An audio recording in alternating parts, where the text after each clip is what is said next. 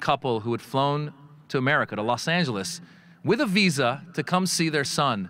And once they landed, they were coaxed into signing a piece of paper that revoked their visa. They were put back on an airplane and sent back to Iran. I heard of another Iranian man in Norway who had gotten a visa to come see his father, who was sick and basically on his deathbed, and his visa was revoked. I heard of a Syrian refugee family who had been living in the Middle East in a refugee camp, had been vetted after several years, told they could come to America, sold all of their belongings, and then told they can't come to America. This travel ban was not keeping America safe. It was tearing families apart and ruining lives.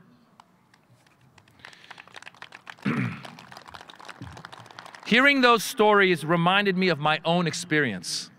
What would have happened if on December 5th, 1978, when I came here with my family, they put us back on a plane and sent us back to Iran? What kind of psychological damage would that have done to me and my family if we had to be sent back into a revolution that we were fleeing? Imagine your own parents and your own grandparents. What would have happened if when they landed in America, they were sent back? How would that have changed your destiny? Immigrants and refugees are not just numbers. They are people coming to America for a better life. Yes, I believe that most Americans are good people, and if they could only hear the stories of the struggles of these refugees and these immigrants, they would welcome them rather than shunning them. If I can drive one point home to you today, it would be to put yourself in the shoes of the less fortunate and have empathy.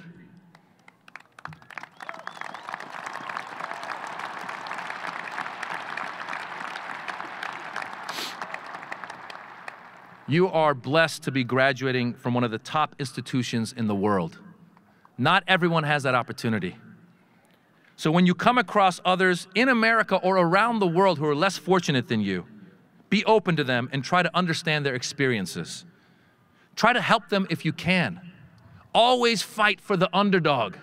One of the coolest things I saw when I went to a protest at LAX against the travel ban was the group of lawyers who'd shown up and were waiting for people to arrive so they could volunteer their services to help them. Be that lawyer.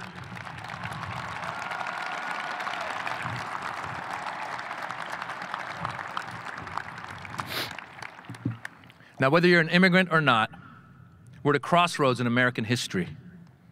And you graduates are right in the thick of it.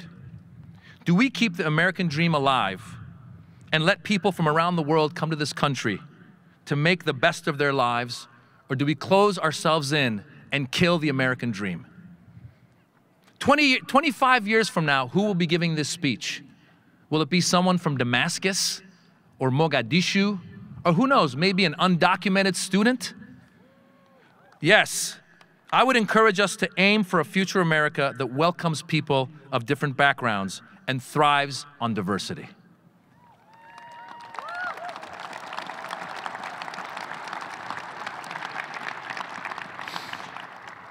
Now, since we're at Berkeley, I have to talk about another topic as well, and that is free speech. I'll keep it brief. As someone born in Iran, where free speech is limited and people fight for it on a daily basis, sometimes even dying for it, I would urge you to always, always fight for free speech and never take it for granted. Now, as the chancellor so eloquently put in an op-ed piece in the New York Times, I know that Berkeley recently found itself in the middle of some controversies with threats of violence and had to make some decisions about Ann Coulter and Milo Yiannopoulos on this campus. Let me tell you, in preparing for this section of the speech, I actually had to go back and read some of the writings of Ann Coulter and Milo Yiannopoulos. Oh my God, talk about torture. I mean, they say a lot of stupid stuff, so I can understand why you don't want them to speak here. However, I would encourage you to fight even for their right to free speech.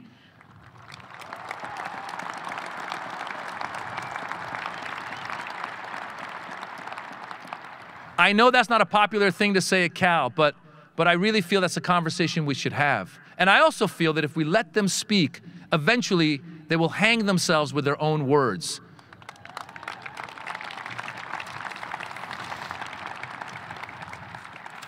We saw that with Milo, the way Milo did. Now, let me tell you why free speech is so important, you guys. I've done stand-up comedy around the world. And in 2007, I got to go to the Middle East and do a tour in 5 different countries. And whenever we do shows in the Middle East, the promoters would tell us, you can talk about anything you want, but no sex, no religion, and no politics. So we'd say, hello and good night. Or since we were in the Middle East, salam alaikum and alaikum salam. Fox News will take that clip as well and put it with the immigrant. He spoke Arabic and he took our jobs. But let me tell you, the reason they didn't want us talking politics, they didn't want us talking about their leaders in their own country. So if you were in Egypt, you couldn't talk about Hosni Mubarak, who was the president then, but you could talk about a leader in another country. As a matter of fact, at one point, one of the promoters got word to us that the Ministry of Information had contacted them asking us if any of us had any material about Hosni Mubarak. I swear to God. The reason was a journalist a few months earlier had written a piece where he said that Hosni Mubarak was looking older these days and he'd been thrown in jail for it. Yeah. So I quickly told the promoters I have no jokes about Hosni Mubarak, that handsome young devil. But here's the thing where it comes to free speech. When I came back to America, people would ask me, what's the difference between stand-up in the Middle East and America? I would tell them, the difference is in America, we're encouraged to make fun of our leaders. In America, our late night hosts make fun of our leaders on a nightly basis because we are secure in our government. Our leaders are secure in their leadership. In America, we hold an annual dinner where the president shows up and gets roasted. And then this year, Donald Trump decided not to attend. And I thought, oh my God, we're closer to a Middle Eastern dictatorship than an American democracy. Why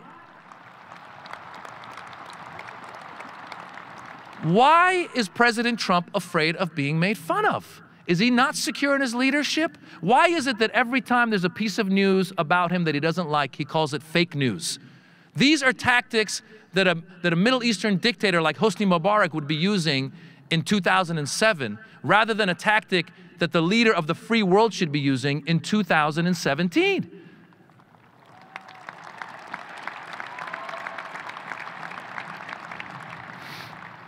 So my point on free speech is that if we limit the free speech from the right, then we sound like hypocrites when we criticize our own president for trying to limit free speech and free press. Yes, let's not be the ones attacking free speech. Let's be the ones defending it.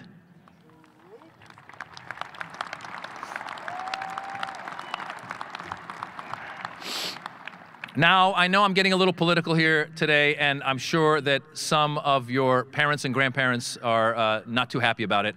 But hey, it'll be make for good conversation over brunch and mimosas.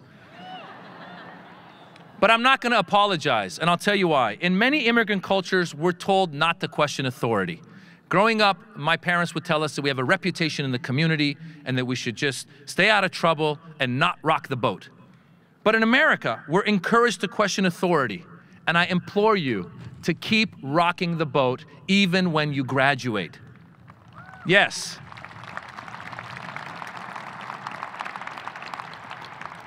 Criticize our leaders and hold them accountable. Guys, the travel ban reminded me that even though I've lived most of my life in America, some people don't consider me American.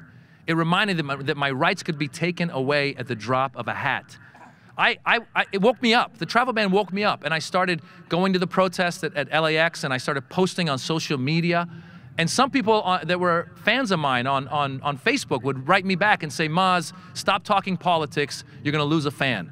And I would write back, oh well, I would rather fight for what's right and follow my heart than sell tickets to a comedy show.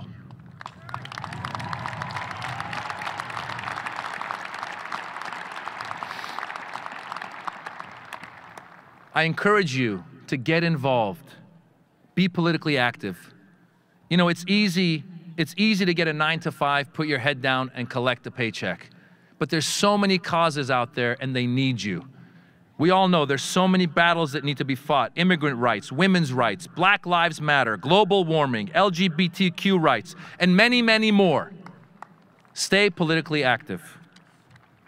Though there's much work to be done, you guys, a lot of this work falls in your lap. I'm very optimistic about your future. I think you'll be more integrated and more progressive than many generations before you. I myself am Iranian American and my wife is Indian American. Our kids are confused.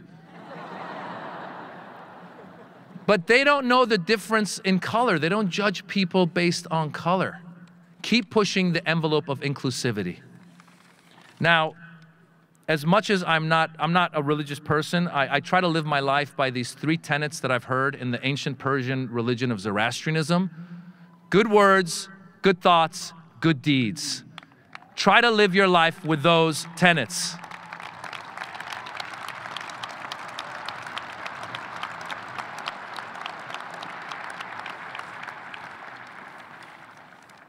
I will end today on a less political note. I'm gonna leave you with a few parting tips that I've gleaned over the past 24 years since I was sitting where you're sitting here today. Let's call these final tips. Tip 1, always tip. Preferably 20% if you can. I believe in karma and that what you put out in the world will come back to you, but it also feels good. And besides, being stingy sucks and nobody likes you. Tip 2, find what it is that you love to do and do it. And only you know what that thing is. My mom, yes, my mom wanted me to be a lawyer. When I told her that I did not want to be a lawyer, she told me, and I quote, "Well then at least become a mechanic." I swear to God. I asked her, I said, "How'd you go from lawyer to mechanic?" She said, "Everybody needs a mechanic, nobody needs a comedian." It's true. I realized my mom didn't know what my passion was. She just wanted me to have a secure future because she loves me. And I love my mom, as I'm sure most of you love your moms. But your parents don't know crap. Nobody knows crap when it comes to what you want to do in your life. Picking your passion for your life is not a secure choice. But if you can find that passion, you will be happy and you will follow your passion and lead a great life. So find that passion and live that passion.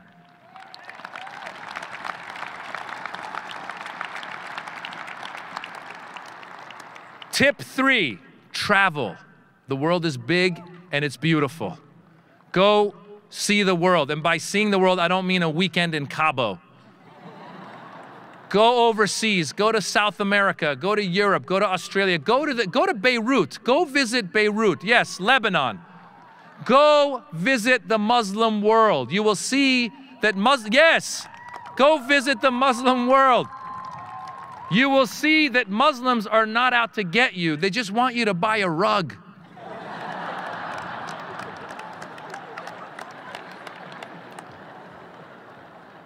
Tip number 4, never pay full price for that rug. Always negotiate. And in negotiating, always say, "My friend," it helps. "My friend, discount for me, my friend." Tip 5, kiss your parents every time you see them. Yes, kiss your parents every time you see them, especially if they're immigrants, because you never know, tomorrow they might be deported.